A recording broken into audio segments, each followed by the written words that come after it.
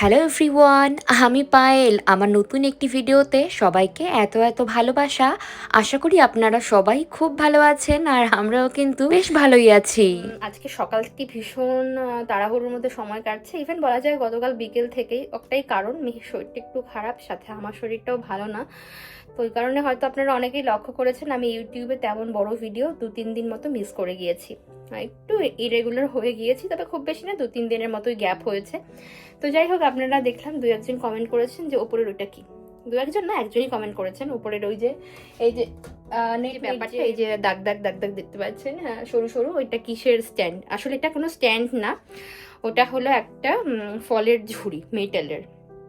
তো মাঝে মাঝে ওটা ইউজ করি, ওটা বেশ সুন্দর দেখতে, গোল্ডেন কালার, তাই খুব একটা ইউজ করি না।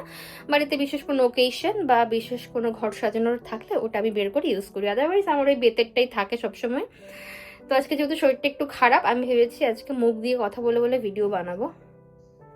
একটাই কারণ, কষ্ট হয়ে যাচ্ছে আমার মোস্টলি, শরীরটা যেহেতু খারাপ তাই একটু হাঁপিয়ে যাচ্ছি। তো যাই হোক, চলুন আজকে রান্নাবান্না করব।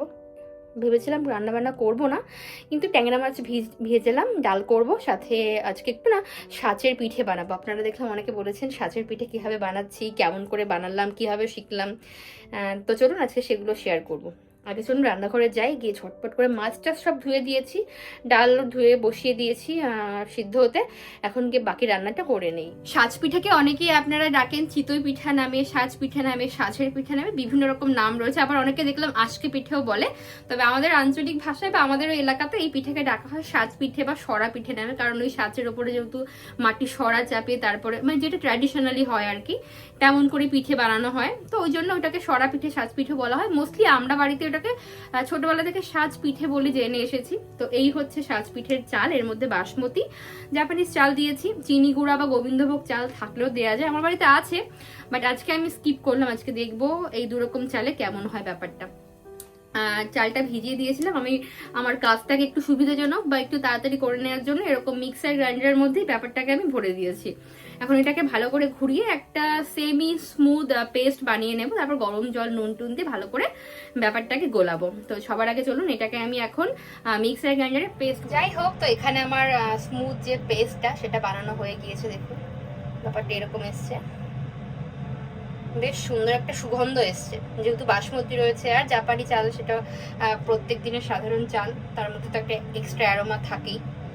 তো ভালো করে দিলাম, এটা দুবার করলে হয়ে যাবে। দেখুন আমার পেস্টটা পুরোপুরি এখন বানানো হয়ে গেল, এটা ছিল অবশিষ্ট, সেটাও দিয়ে দিলাম। এবার গরম জল দিয়ে না কিছুক্ষণ ব্যাপারটাকে আমি একটু বলা যায় রেস্টে রাখবো। তো রেস্টে রাখবো, এর মধ্যে নুন দিয়ে দেবো তার আগে একটুখানি, আর কিছুই তেমন যাবে না, আর কিছু যায়ও তো না ব্যাপারটা। তো আমি এতটা পরিমাণ নুন দিয়ে দিলাম, ভালো করে ছড়িয়ে দিলাম।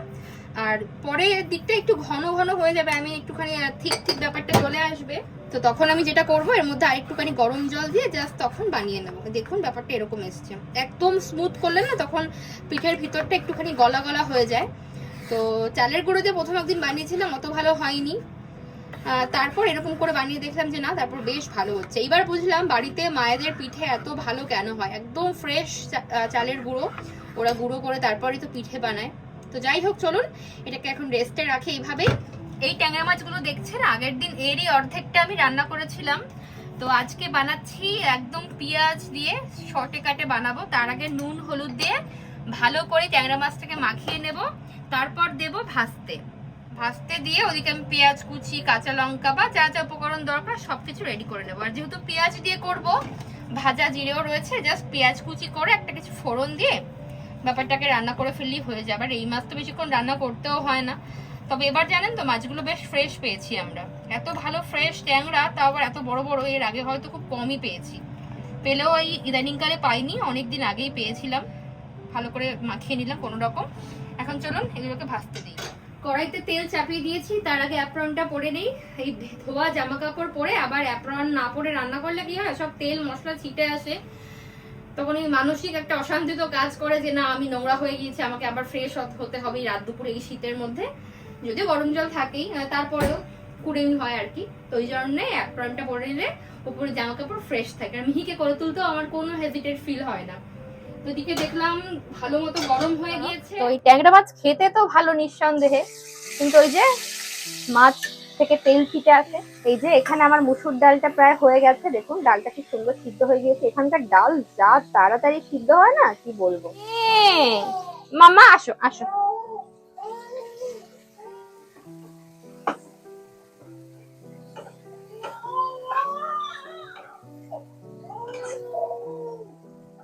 মিহি হঠাৎ করে আবার কান্নাকাটি জুড়লো, তো কোলে নিয়ে নিলাম।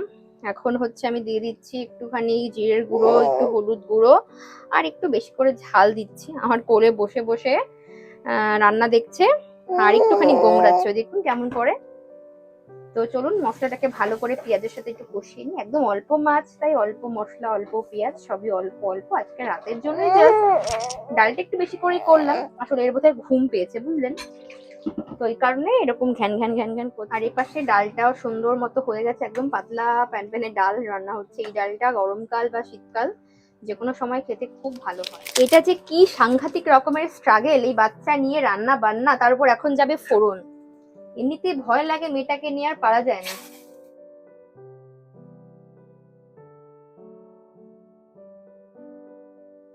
এটা ফুটতে থাক।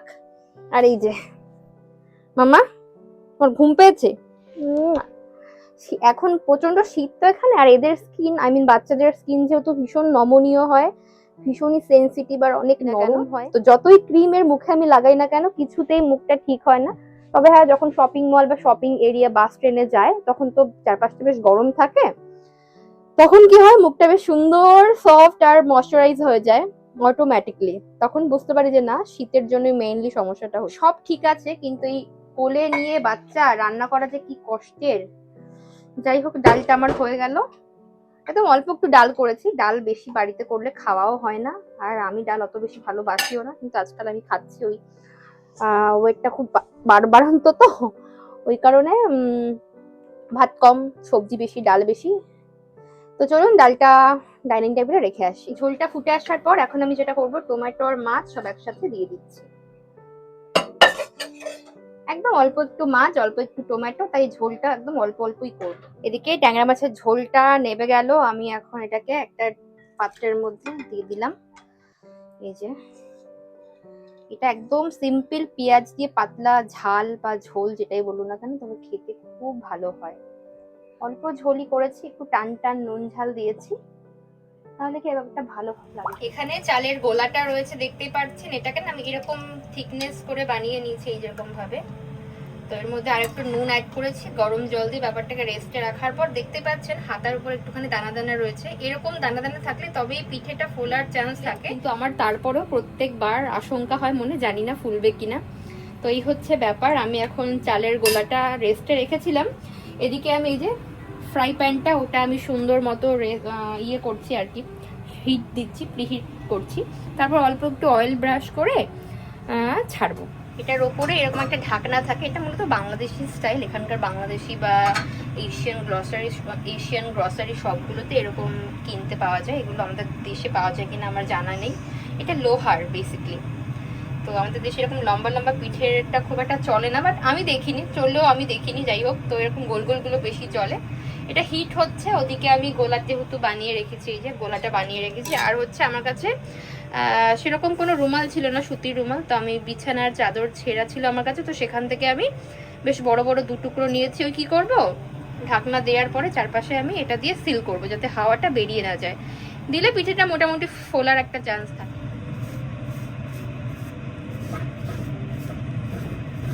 আমি এইভাবে একটুখানি একটা টিস্যুর সাহায্যে ব্যাপারটাকে, এই মাঝখানেটা আমি স্কিপ করি কারণ ওটা একদম ছোট, একদম বেখাপ্পা সাইজ হয়ে যায়, মেলে না কোনোটার সাথেই। তো এই জন্য আমি এই চারটে জাস্ট করি। এটা বেশ সুন্দর গরম হয়ে গিয়েছে, ধোয়া উঠছে রীতিমতো, দেখতেই পাচ্ছেন। তো এর মধ্যে এখন আমি আস্তে আস্তে ছাড়বো ব্যাপারটাকে, একদম হাই হিটে এটাকে রাখতে হবে।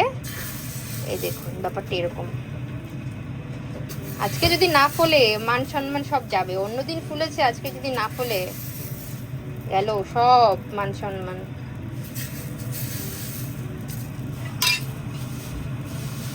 তো এটাকে আমি এখন এভাবে দিয়ে দিলাম, আর এখন গ্যাসের ফ্লেমটা একদম মিডিয়াম টু লো হিটে রাখবো। আর এই যে এই ব্যাপারটাকে চারদিক দিয়ে দেব, যাতে করে হাওয়া একদম বেরিয়ে যেতে না পারে।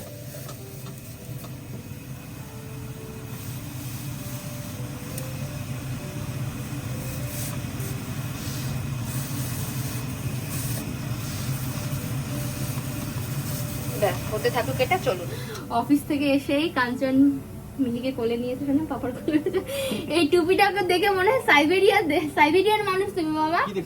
আজকে যদি পিঠে না ফোলে আজকে মান সম্মান আমার সব যাবে। প্রতিদিন পিঠে ফোলে বলো, প্রতিদিন পিঠে ফোলে, কিন্তু আজকে যদি না ফোলে গেল ভোগে। আচ্ছা চালটা কম মিহি করেছি। হ্যাঁ হ্যাঁ, আর গলে গলে যায় তো ব্যাপারটা। ওদিকে চিচির করে শব্দ হচ্ছে। হ্যালো, সবাইকে ফ্লাইং কিস করে দাও তো। আমার পুতুল, আমাদের পুতুল দুদু দুদু লেগে আছে।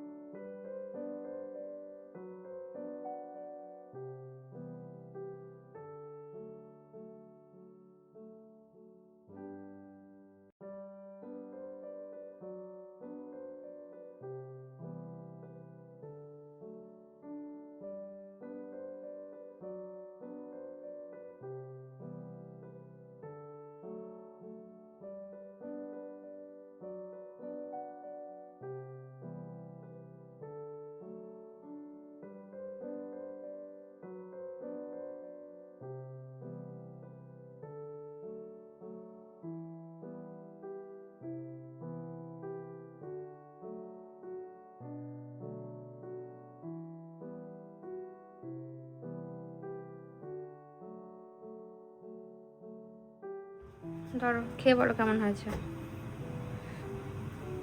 এই কাঞ্চন ওকে দিও না, ওকে দিও না, এমন হা করে না বাবা, এটা তোমার খাওয়ার জিনিস না। ভালো তো, সত্যি ভালো হয়েছে বলো। তুমি খাবে না?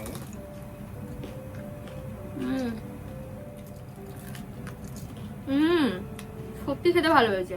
বেশ চলুন, রাত তো অনেক হলো, বাকি পিঠেগুলো ভেজে নিয়ে আমি ভিডিওটি এখানেই শেষ করছি। দেখা হচ্ছে পরবর্তী নতুন ভিডিওতে। ততক্ষণের জন্য সবাই খুব ভালো থাকবেন, সুস্থ থাকবেন। Tata, bye bye.